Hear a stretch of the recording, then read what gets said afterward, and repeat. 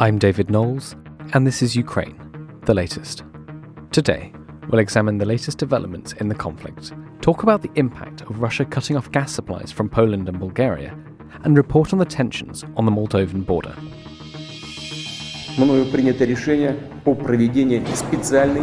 This hideous and barbaric venture of Vladimir Putin must end in failure. Nobody's going to break us.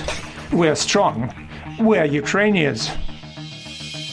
Every weekday afternoon, I sit down with leading journalists from the Telegraph's London newsroom and our teams reporting on the ground to bring you the latest news and analysis on the war in Ukraine. It's the 27th of April, day 63.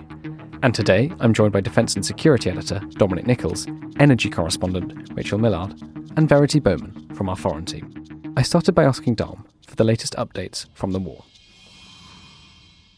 Hi David, hi everybody. There's been limited movement in the last 24 hours. Russian forces have continued to build up in and around the Donbass. They have made minor gains in a small number of villages, but in a brief this morning with Western officials, they were saying that against genuine military objectives, well-defended military objectives, Russia's still finding it very difficult to overcome staunch Ukrainian resistance, and they are suffering significant casualties. In the south, there's fighting is continuing in Mariupol, although there is some evidence that Russia has started to redeploy some of the forces from there. We've mentioned before how it will take some time before those forces are in any shape at all to contribute meaningfully to a fight in the Donbass, having been deployed for quite some weeks in Mariupol, but there is some movement down there. Also in the south, around the city of Kherson, the first city to fall to Russia. Russian forces trying to advance beyond there, trying to push around to move towards Mykolaiv and possibly even further west to Odessa, and even further west than that, potentially to Transnistria, which we're going to talk about a little bit later. But they are, every time they seem to move around Kherson, they're hit by pretty ferocious counterattacks, and so they're not really making any advances there. So a bit of pushing and shoving along the line of contact, but no meaningful advances from Russian forces over the last day. Thanks, Dom. Let's talk about this fairly astonishing story about US spies aiding the Ukrainians. Verity Bowman, what's actually happening? So it's become clear that the US has helped Ukraine a lot to block some Russian advances, and they're sharing some pretty detailed intelligence, so Ukraine knew when and where Russian bombs would fall. It's pretty unprecedented, so US spies have even managed to share the coordinates of Russian forces and aircrafts to Ukrainians. And this means that they have been able to preempt attacks. So one example that we have is intelligence allowing Ukraine to shoot down a Russian plane, which was carrying hundreds of troops to Hostomel airport. And this was in the Kyiv suburbs in the early days of the war. So Russian forces did capture this airport for a short amount of time. But what happened was that they couldn't manage to use it as an airbridge to fill the resources and catch Kyiv. It was pretty huge that they were able to stop this because it helped to block Moscow's hopes of, filling the area with troops and equipment. And it was a big blow of their effort to take the capital. And then sometimes we've seen that American intelligence has meant that Ukraine repositions its air defense systems or planes just before they were targeted. And we also know that the CIA have been working to protect Volodymyr Zelensky, the Ukrainian president, as he's a top target for Moscow. At the onset of the invasion, US officials had barred intelligence that, could lead to a lethal attack on Russia. They were worried that it could pull Washington into the conflict with Moscow, and, it was a dicey situation to be in. But now, as we have had more clarity on just how bad the Russian atrocities are, these constraints have been removed. And I think it's important to note that it's not just the strength of US intelligence that must be credited, but, Ukraine has actually been acting upon this, and they've been acting upon this very effectively. Thanks, Verity. Dom Nicholls, I'm sure you have some thoughts on this. Yeah, so we've known for some time that there's been intelligence sharing. There's a gulf between doing nothing and standing alongside people fighting with allies. There is nothing wrong with supplying weapons or arms and providing training to one side, one belligerent in a conflict. I don't see there's anything wrong with providing intelligence as well. I don't think this crosses some kind of escalatory line. Russia would seek to have it the other way. There was, after James Heappey, the British Minister for the Armed Forces, so the Deputy Defence Secretary, if you like, he made comments yesterday saying that there's nothing wrong with Britain and other countries supplying arms to Ukraine. This was met with a fairly sort of one-dimensional response from Russia, saying no, that's completely off the cards, and there could be retaliatory strikes in those countries. I mean, it is not illegitimate. It's not against international law to supply weapons to a belligerent in conflict.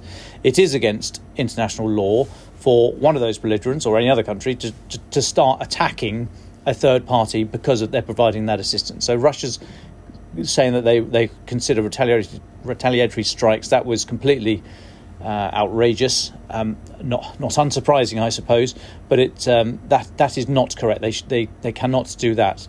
And Britain and other Western donors are not parties to the conflict in that they are fighting. There is a number of international legal niceties here, and I am on the edge of my jigsaw. So any of our listeners who know more about the legal side of this, I'd be very, very happy to engage with them to see where we are in this. But Britain and other donors are not belligerents to this conflict at the moment. On the intelligence sharing, these reports that one of the actions that it has supposedly contributed to was the downing of the IL-76, the Aleutian transport aircraft earlier in the war, in and around the attack on Hostomel Airport. I would just sound a note of caution here. There's been lots of talk about IL-76 being shot down. There were actually, early in the war, there were reports that 2 IL-76s had been shot down. These are huge troop carrying aircraft, exactly the kind of thing you need to land in a foreign airfield if you're going to do an air assault operation and then try and launch into Kyiv, for example, which is what Russia were trying to do. I've not seen any evidence, and credible sources that I speak to also have not seen any evidence, photographic evidence, of a massive transport aircraft with hundreds of casualties anywhere. So I think it's correct to say that there has been intelligence sharing between the US and others with Ukraine. I would pause at that point and not continue the second half of that sentence and say, and it led to the shooting down of an IL-76 with hundreds of Russian troops on it. So we've just got to, as I said right at the start of this war, we are in a battle for the truth here with Russia. They will seize on any opportunity to say that we're talking hogwash, we're making it up, that we're a propaganda tool, etc., etc. So where I'm not sure about the information, I'll be very happy to flag that up. And happy to be proved wrong, but in this instance I just want to sound a note of caution about that supposed IL-76 shoot down. But yes, intelligence sharing, nothing wrong with that. Supplying of arms, nothing wrong with that. That does not cross any international legal boundaries. Thanks, Dom. Rachel Millard, thank you very much for your time today. Can we turn to you? Yesterday Moscow said it was suspending gas supplies to Poland and Bulgaria. What's happening? What's this story about? Why are they doing this? And what will be the impact on the countries involved? So look, since this war began, really, there's been this long-running question over what impact it will have on gas supplies, whether Europe would stop buying Russian gas in order to sort of dent the money that's going to Russia, or whether Russia would cut off supplies to Europe because it wants to sort of demonstrate its power.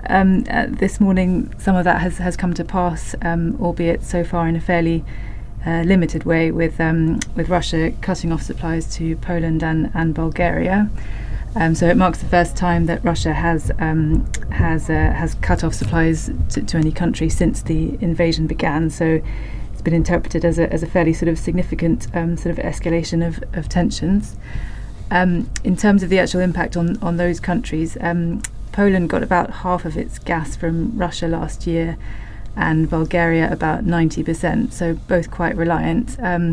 That being said, Poland in particular has been trying to diversify from Russian gas for a while, and it's got in place other supplies of gas, such as sort of shipments from other parts of the world, and also a new pipeline from Norway is set to start up later this year. So it's sort of reasonably well positioned, and in fact its contract with Gazprom, Russia's gas supply, was due to come to an end later this year in any case. Bulgaria, more reliant, with, as I say, about 90% of its gas coming from Russia. It's also talking to other countries, Turkey and Greece, about trying to import more from them. There's been quite a sort of stark sort of diplomatic reaction so far. Poland sort of accused Russia of trying to blackmail them, and a similar sort of reaction coming from the EU. And the EU has said it's prepared. Are they really? And what does being prepared actually mean in this? What can they do? Well, it's a good question. So the EU overall is quite reliant on Russia for gas. So it gets about 40% overall of its gas from Russia, in which there's quite significant sort of country by country variation. So as we said, so Bulgaria quite reliant, Germany, Italy quite reliant. Since this began, they have all been making efforts to try and source gas from elsewhere. So they've got some agreements from the US that it will send more gas to the EU via sort of shipments of liquefied natural gas. Italy has also been talking with some countries in Africa and has struck up some new deals with Algeria and others for more gas to come from those countries. They're also looking at sort of just diversifying from gas, so using other sources of energy. Some are looking at keeping coal-fired power plants on for a bit longer. Possible sort of return to sort of nuclear power plants in some countries. But look, in reality, they import vast amounts of Russian gas. It's going to be very difficult for them to manage without it. It's going to have a very severe economic impact. Many analysts are, talking about the likelihood of some sort of gas rationing if Russian supplies were to be cut off. So that would involve industry, sort of heavy industry, basically being asked to use less gas. It would take a while for that to filter through to households because they would be protected, but certainly it would be a pretty severe shock and not easy to deal with it at all. And can I ask just quickly, why is Russia asking these countries to pay in rubles? What's the thinking there? So it's a good question. I think it's been interpreted in various ways. One of them is simply that it's trying to kind of shore up the ruble in the face of sanctions and the various other sort of economic constraints being put on Russia. So it's just trying to shore up the currency.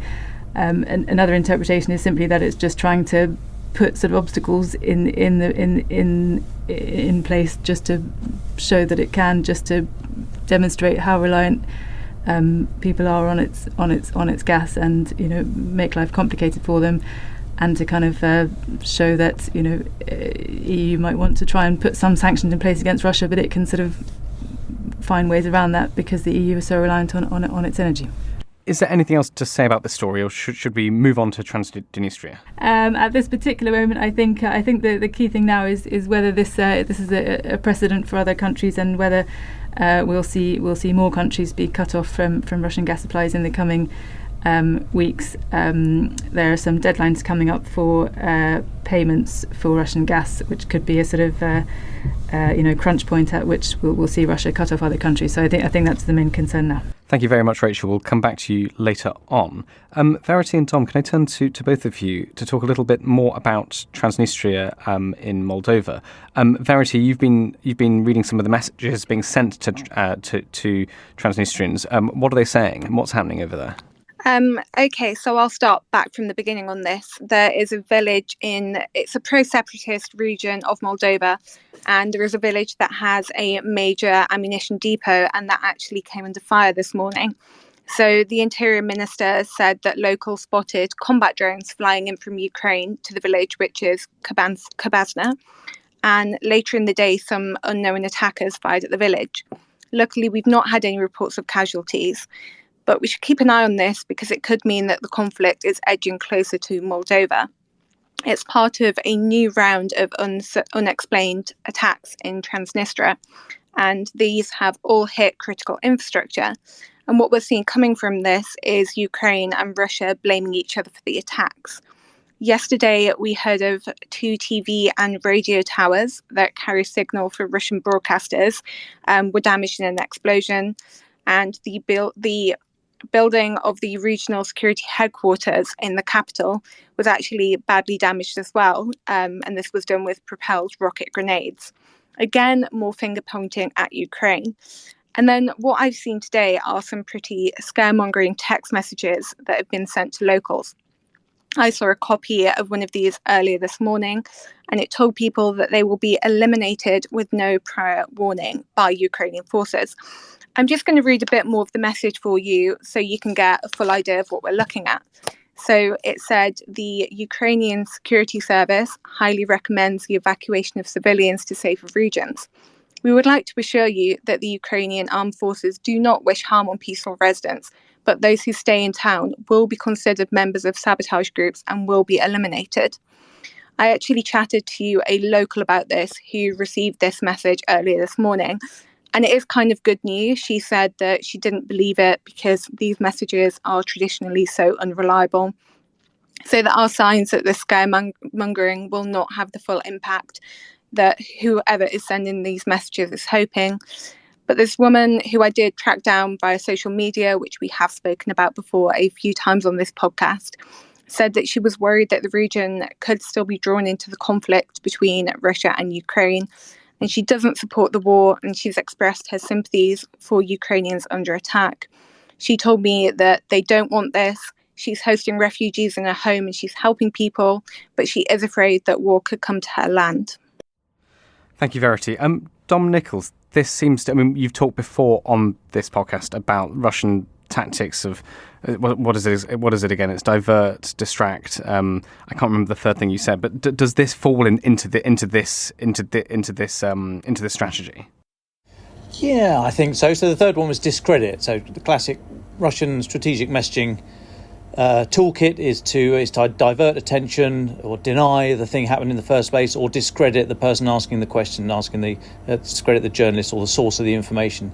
I said a few days ago that these reports that the Russian-speaking minority in the eastern part of Moldova in Transnistria were under threat and harassment. I said that came from the divert pot, and I think a lot of it.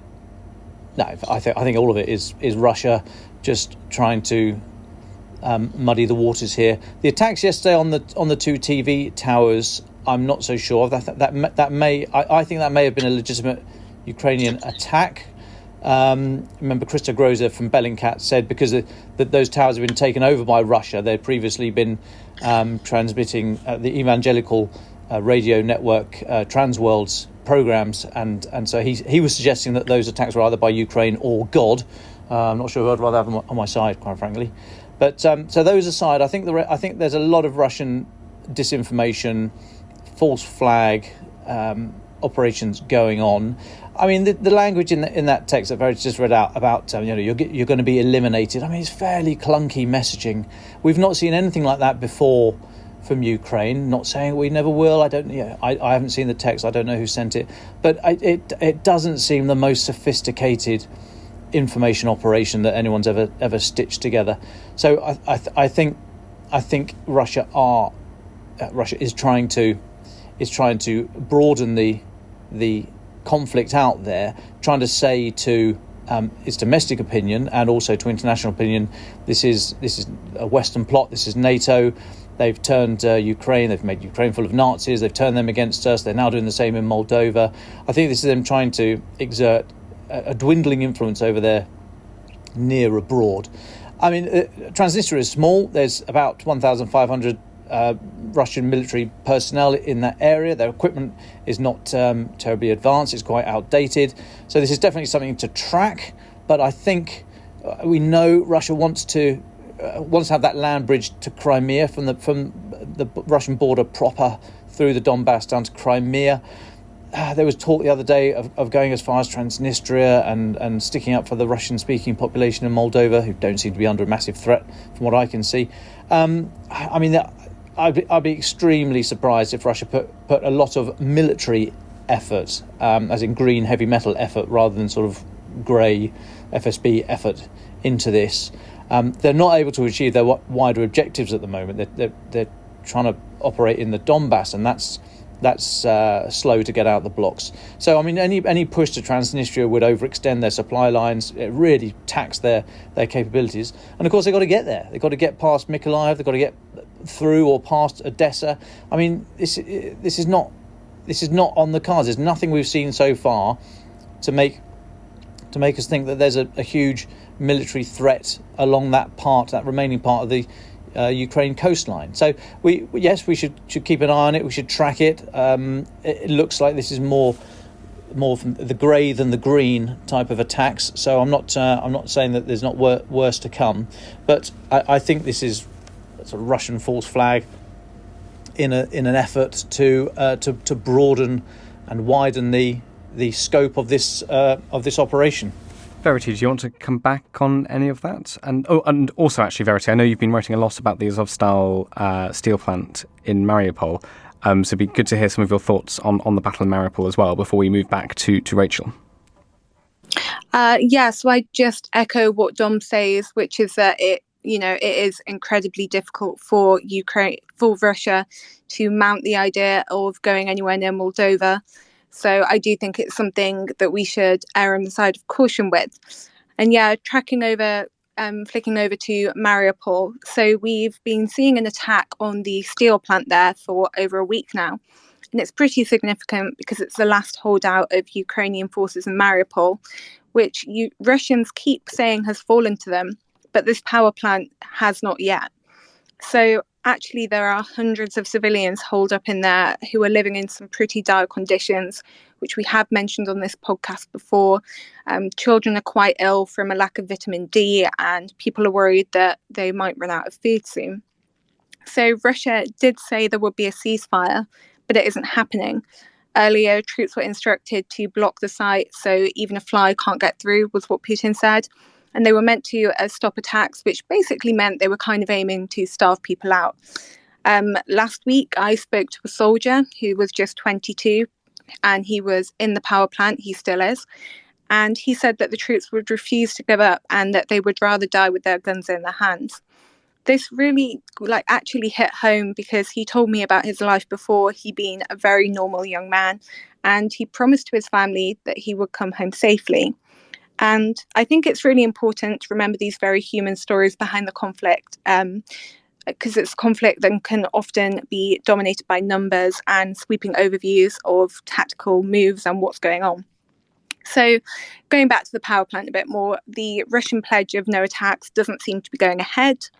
Ukrainian officials say that there is now a whole new level of bombardment against it. And they say there has been around 35 airstrikes over the last 24 hours and that civilians are now trapped and soldiers are working to remove them from the rubble. So on Monday, Russia did announce plans to open a humanitarian corridor for civilians to leave the plant, but he was denied reaching any agreement with Russia, and it isn't going ahead as planned. And like I said, a lot of civilians do appear to be trapped. They're not alone, really. We've seen in Mariupol, it's around 100,000 civilians have been cut off completely from the outside world under Russian bombardment. And Ukrainian forces have described the situation in the port city as a humanitarian catastrophe. Basically, Western experts believe that Putin was attempting to present some form of victory to the Russian people by saying that Mariupol was under his control, but the power plant does seem to be proving otherwise. Thanks very much, Verity. Turning back to you, Rachel Millard, our energy correspondent. This is the first time you've been on this Spaces, this podcast. Obviously, this is, day 63 of the war now? Could you give us your take on the conflict? How has it impacted the sector you cover, and what should listeners know about the energy war, which, as we've seen, has flared up this morning? Sure. I mean, it's had an absolutely enormous impact on the sector. Russia's one of the largest oil and gas producers globally, so it's having a huge impact on both of those markets. I mean, even though the sort of sanctions on Russian oil and gas actually aren't that great. I mean, the EU, for example, has not yet sanctioned oil and gas that directly because it is so dependent on those supplies.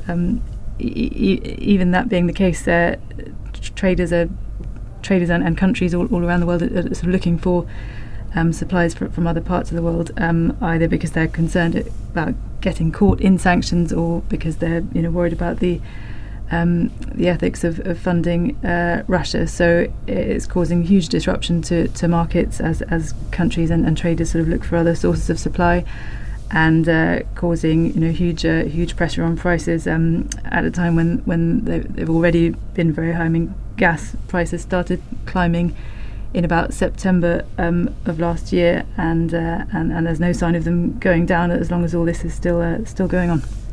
And just because we are a British newspaper, how does all of this affect the UK and the UK's energy market?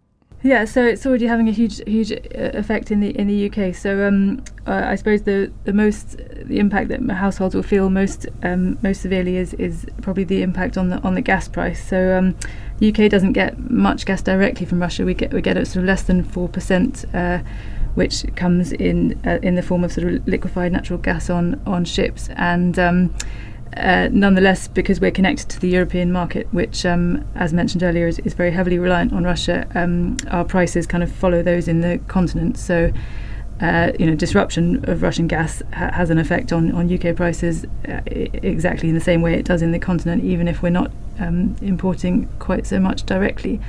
We've already seen this feed through very directly into households. So the main driver of the increase in household energy bills, which came into force in April, is those very high gas prices. I should say that those gas prices actually predated the Ukraine war, but Russia's influence on gas markets is part of the reason why they were high in any case. So it's certainly all connected.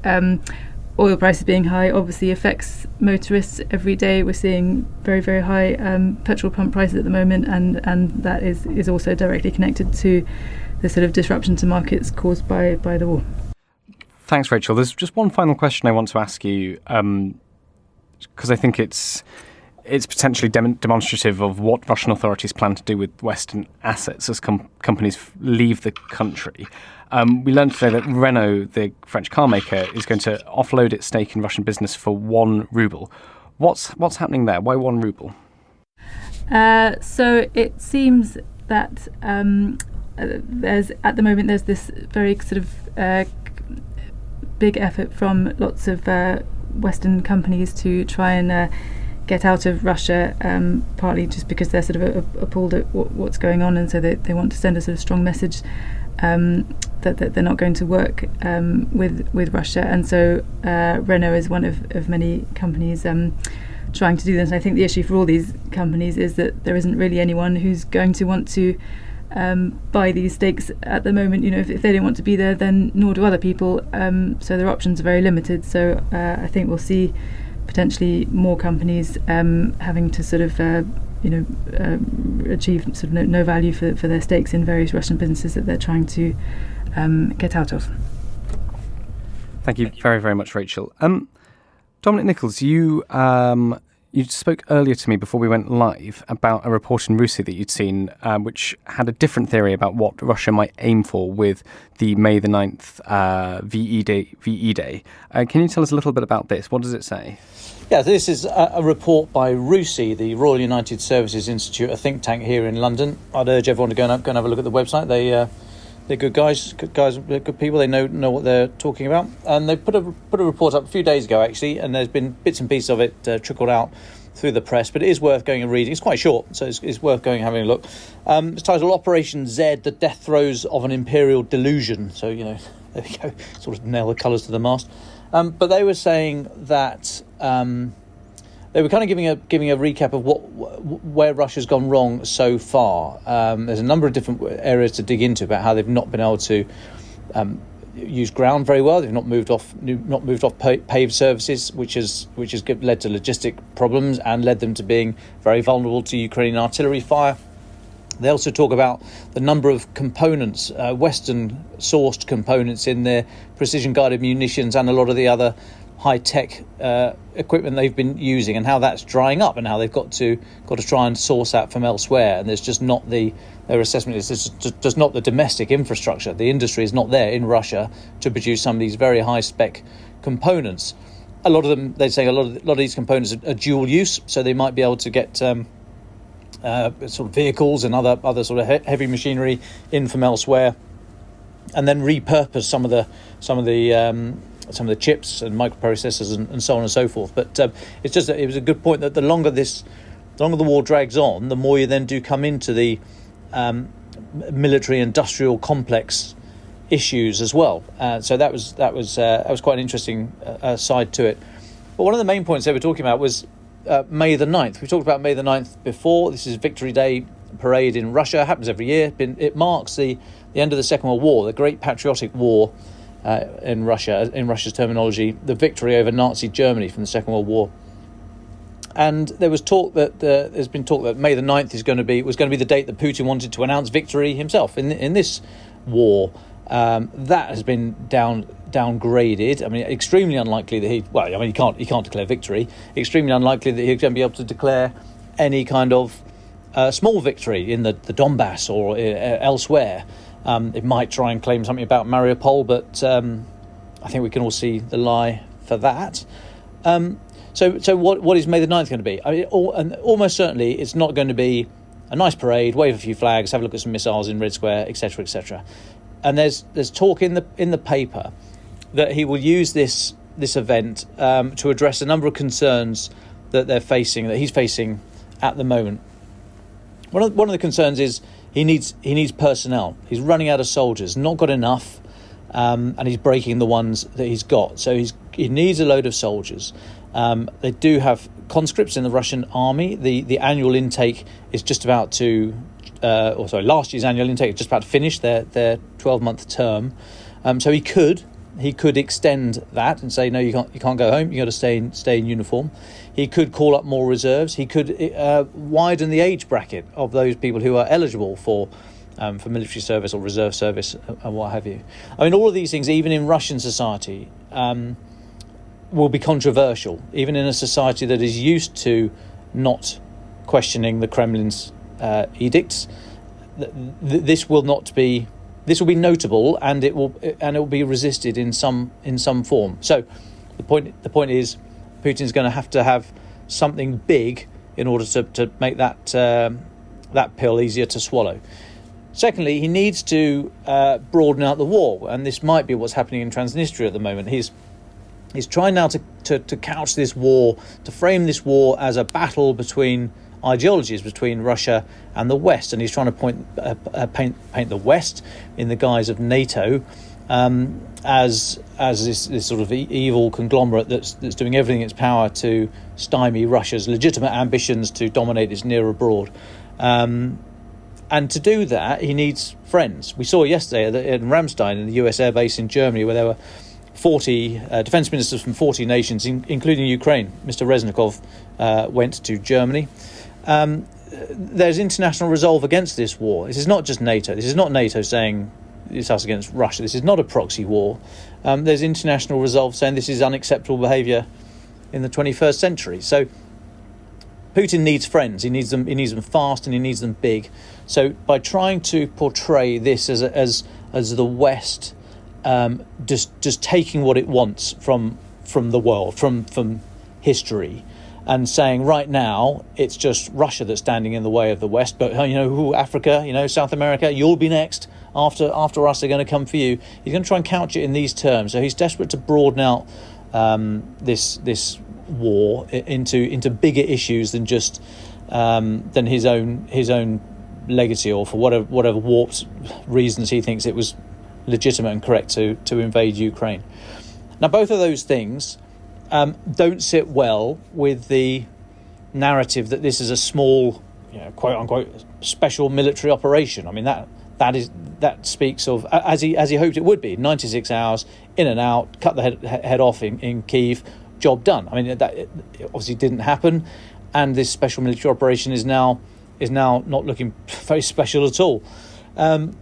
And so he's got to up the stakes. He's got to sort of bring Russian society around to accepting that this is, through no fault of his own, through no fault of the Russian militaries, this is all the Nazis and the West and NATO who's done this, but this is no longer a small-scale spat in a part of Russia that had a historical holiday and called itself Ukraine for a few years. This is much bigger, and we Russia are reluctantly having to up the ante in order to sort this out once and for all.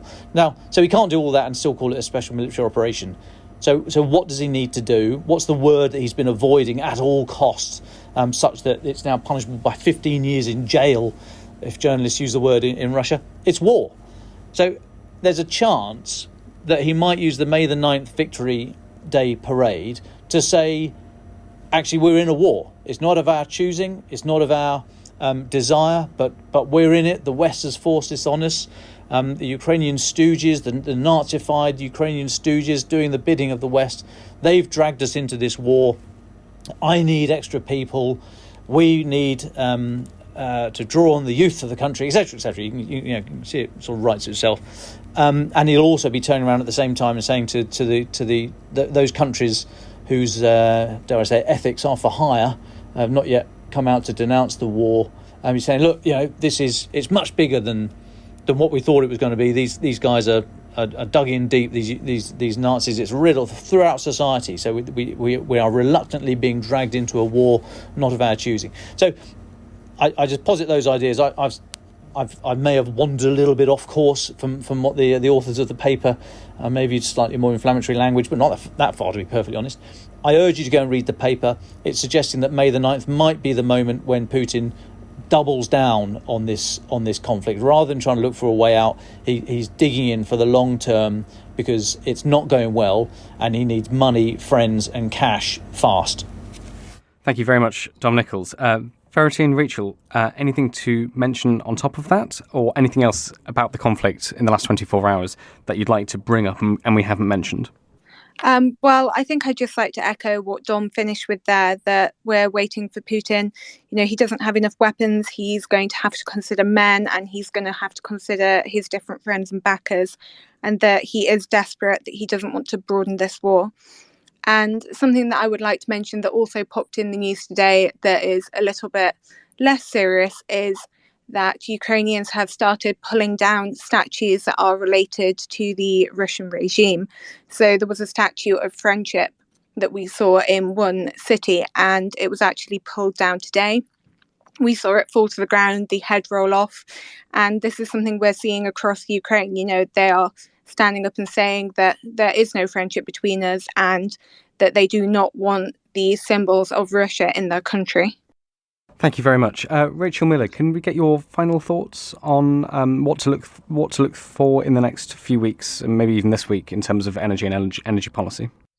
Sure. So I think the really key thing will be coming up will be, as mentioned earlier, whether Russia starts to cut off other European countries, and whether its decision to cut off Poland and Bulgaria will sort of trigger the EU to act a bit more quickly and bring in more restrictions, or indeed restrictions at all, against Russian oil and gas, which would, as mentioned, kind of have pretty severe consequences for the EU, but seems to be sort of becoming more and more likely as tensions escalate. So I think things are only going to get more difficult from here on in. Thanks, Rachel. And Dominic Nicholls, would you like the final words? What should we be looking for in the next few days? Thanks. So I think the next few days we should look, as Verity's just been talking about symbology, keep an eye out on the number 77. It's 77 years since the end of the Great Patriotic War, and 77, the figures, the numeral 77 look a bit like the Z that's been purloined by Russia. It's a tactical recognition marker, but it's not in the Cyrillic alphabet, but it's been being used as a sort of pro-war symbol. So Z has now been is morphing into 77. So you'll see those around the place. That if you're wondering why 77 is being sort of scrawled around, it's the latest Russian pro-war symbol. Symbology matters, and I said right at the start of this, I don't know why once the Z thing started taking hold, Ukraine have been brilliant at their information operations. I don't know why they've not tried to reclaim Z as their own figure and completely take the carpet out from underneath the Russian propaganda tool. They've got in this fight, they've got the greatest Z there is. They've got the Zelensky. He's proven himself to be an amazing communicator and the way to galvanise his society and the international society and speak to people across at every level, military, civilian, political, etc., etc. So I don't know why Ukraine aren't trying to reclaim that Z and say it's theirs, and never mind Z and 77 and all this sort of nonsense. They should be sort of printing Z all over T-shirts and saying, yeah, we love it. The more Zs, the better. Ukraine the Latest is an original podcast from The Telegraph. To stay on top of all of our Ukraine news, analysis and dispatches from the ground, subscribe to The Telegraph. You can get your first 30 days completely free at telegraph.co.uk/audio. Or sign up to Dispatches, our Ukraine newsletter, which brings stories from our award-winning foreign correspondents straight to your inbox. Ukraine the Latest is produced by Louisa Wells and Giles Gear, and on Twitter, Sophie Coe.